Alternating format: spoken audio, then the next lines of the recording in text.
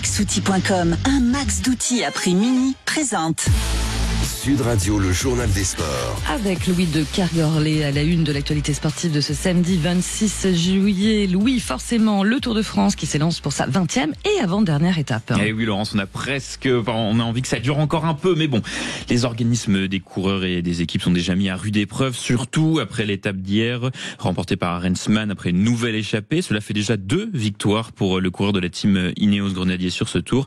Du côté français, il n'y a pas forcément eu de belles surprises. Le meilleur tricolore de ce Tour, Kevin Vauquelin, se voulait philosophe au sortir de cette 19e étape. Tant qu'on n'a pas passé la ligne à Paris, je n'ai pas fini le Tour, mais je crois que j'ai encore limité la casse. Malheureusement, on a pris une mauvaise cassure dans la descente. Une X, on a profité pour rouler et franchement, on aurait fait pareil à leur place. Ouais, je sens quand même la 3e semaine et les efforts consentis les derniers jours. Vous l'avez entendu, pas mal de lassitude au bout de ces 3 semaines, et il y en a un autre qui est lassé, c'est le maillot jaune, Tadej Pogačar. Le Slovène est apparu blasé en conférence de presse, je cite: je compte les kilomètres jusqu'à Paris. Parfois je me demande ce que je fais encore là, c'est si long. J'ai hâte que ce soit terminé, que je puisse faire autre chose dans ma vie. Voilà. Ambiance de la part du maillot jaune, arrivé 3e hier et qui devrait, sans grande surprise, s'adjuger son 4e tour ce dimanche. Mais peut-être a-t-il relancé un vieux débat du monde cycliste avant la 20e étape d'aujourd'hui entre Nantua et Pontarlier. Bon, pas d'inquiétude pour les fans de vélo. Un Tour de France peut en cacher un autre. Exactement, parce que le Tour de France féminin s'élance à partir d'aujourd'hui pour sa 4e édition nouvelle génération. 22 équipes et 154 coureuses seront sur la ligne de départ à Vannes en Bretagne. La Hollandaise Demi Vollering fait office de favorite, mais gare à la jeune vieille française, ou la vieille jeune, c'est comme vous voulez, Pauline Ferrand-Prévot, 32 ans. Elle nous avait fait rêver lors des JO il y a un an et dans de nombreuses courses de VTT. Et bien là, elle se met au vélo de route, elle qui a quand même remporté le mythique Paris-Roubaix lors de sa première participation cette année. Donc, nous ne sommes pas à l'abri d'une bonne surprise française sur ce Tour. Le départ sera donné vers 17h40. Voilà, parlons rugby maintenant, Louis, mais pas n'importe quel rugby, le beach rugby, le plus grand tournoi d'Europe qui fait son grand retour pour son 10e anniversaire. Car oui, Sud Radio est bien la radio du rugby, de tous les rugby, le beach rugby en faisant partie. Et pour parler de ce tournoi, pas comme les autres, je suis avec une invitée spéciale. Il s'agit de Marjorie Mayence. Bonjour Marjorie. Bonjour Louis. Alors merci d'être avec nous ce matin. Alors pour les auditeurs qui ne vous connaîtraient pas encore, vous êtes international en équipe de France à 15 et à 7, mais vous êtes aussi la marraine de cette 10e édition du Grissant Beach Rugby dans l'Aude. Donc c'est le plus grand tournoi de touch d'Europe. Alors première question toute simple, ça se joue comment le beach rugby? Est-ce que c'est très différent du rugby classique?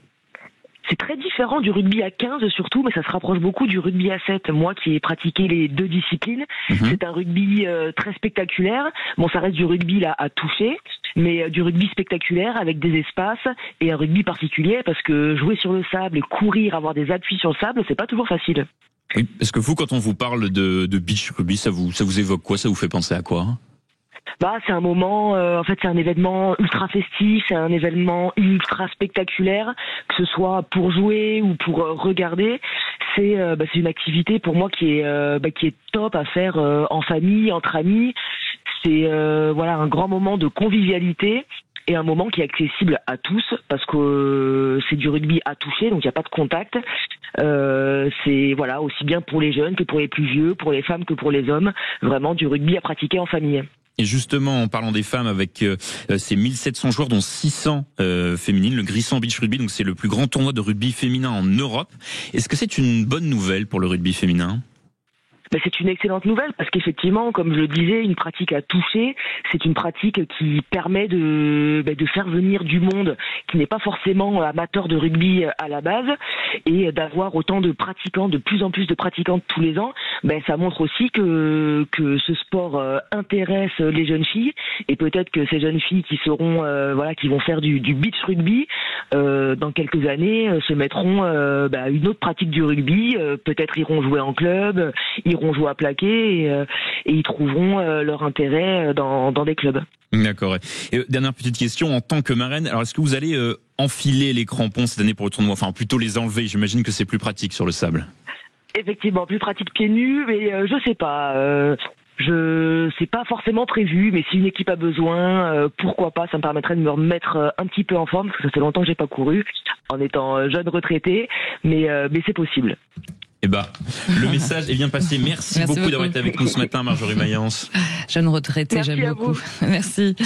Et puis lui, forcément, on en parle depuis 7h du matin à l'occasion des 1 an des JO. Les stars qui nous ont fait rêver lors de ces Jeux sont de retour sur les terrains. Oui, pas de repos pour les champions. Je vous ai déjà parlé de Pauline Ferrand-Prévot. Et là, il s'agit de Léon Marchand. Allez, on va se remettre une petite ambiance des derniers Jeux de Paris. 50 mètres pour l'histoire. Il est en train d'avaler, de monter l'Olympe. 4-4 après son titre sur 400 mètres 4 nages, sur 200 mètres papillon, sur 200 mètres brasse. Ici, en France, il va réussir son pari impossible. 4 titres olympiques avec le record olympique. Ça fait toujours quelque chose, ces moments au micro de France 2. Eh bien, Léon Marchand, il renfile son plus beau maillot de bain pour les championnats du monde. Alors, vous l'entendiez, il avait remporté l'année dernière la bagatelle de 4 titres olympiques. Alors, pour ces mondiaux qui débutent à partir de demain du côté de Singapour, le Français se réserve puisqu'il a choisi de ne s'aligner que sur 2 distances, le 200 et le 400 mètres 4 nages. Il abandonne donc le 200 mètres brasse et papillon. Son coach américain Bob Bowman juge qu'il aurait pu largement les défendre, mais c'était son choix de se préserver pour ces mondiaux. Alors pour les fans du français, il faudra attendre mercredi pour le voir entrer en lice. En tout, 27 tricolores sont qualifiés pour ces mondiaux et l'on espère, comme l'été dernier, une pluie de médailles. Merci beaucoup Louis de Kergorley.